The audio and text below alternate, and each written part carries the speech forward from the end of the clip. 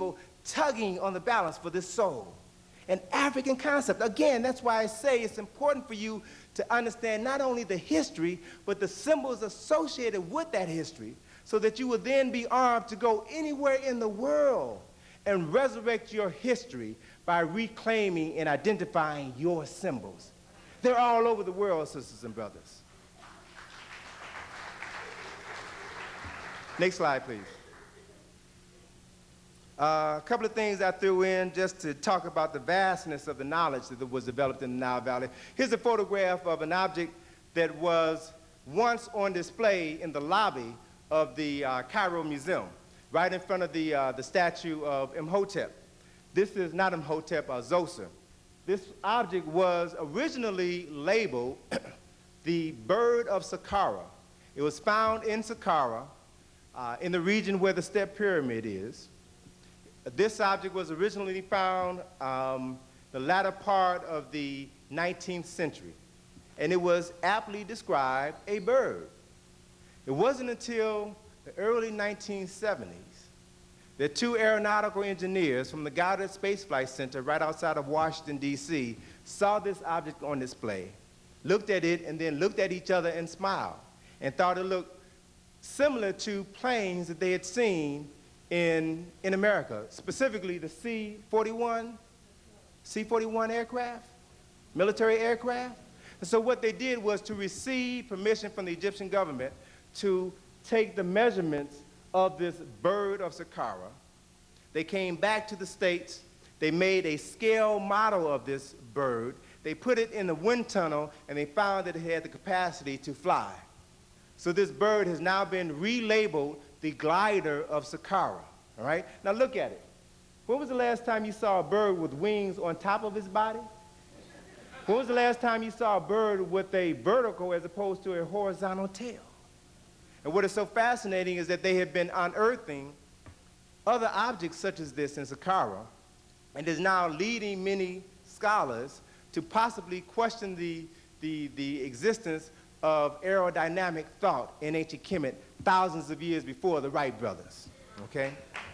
Next slide. Here again is another image I wanted to throw in just to give you an extent of the technological greatness, technological accomplishments that were made by African people. This, you all know, is a castle, correct?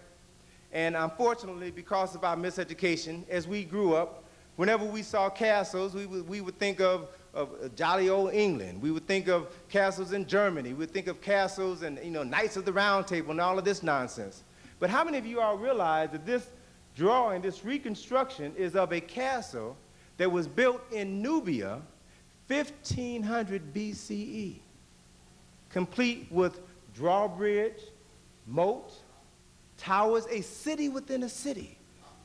Architectural styles, again, developed by African architects and engineers thousands of years ago that most of us know nothing about.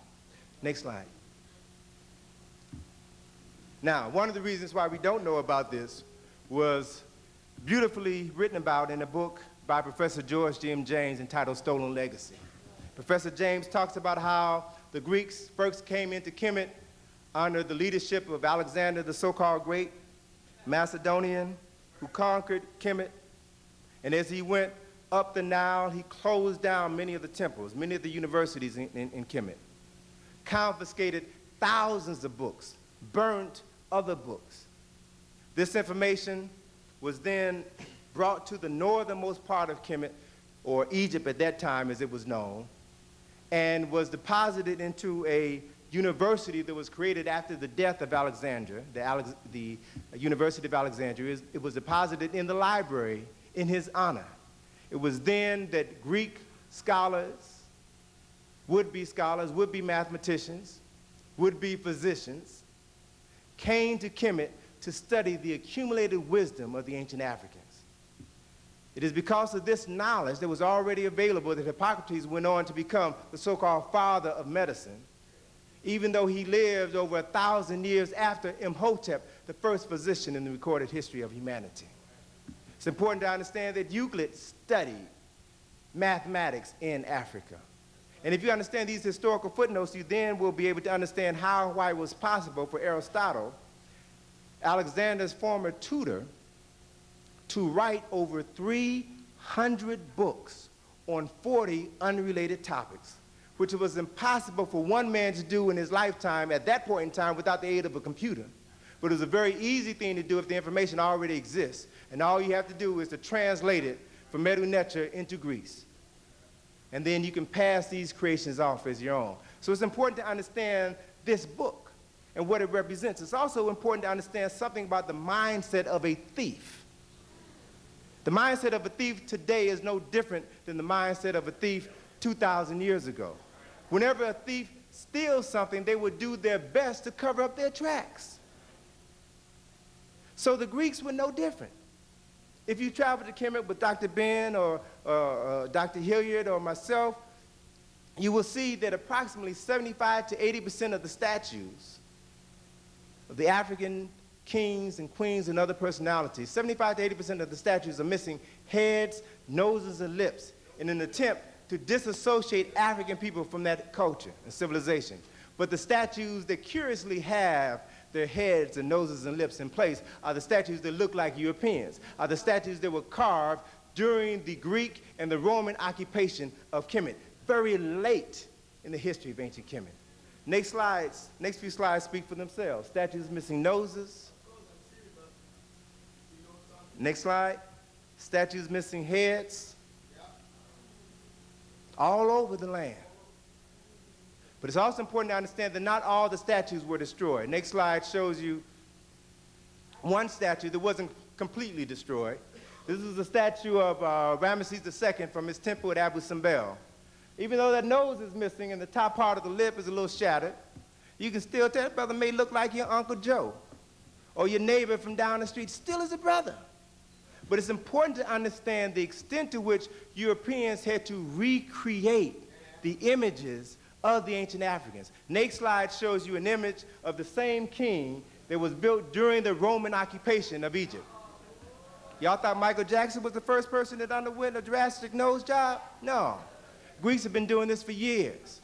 And this process continues to this very day. The next slide we see National Geographic, 1966, gave us this image of a Caucasian Ramesses.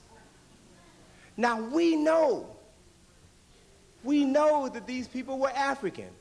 So how can this institution dare to portray him as Caucasian? They can do it because we let them get away with the lie. You have to challenge them at every turn.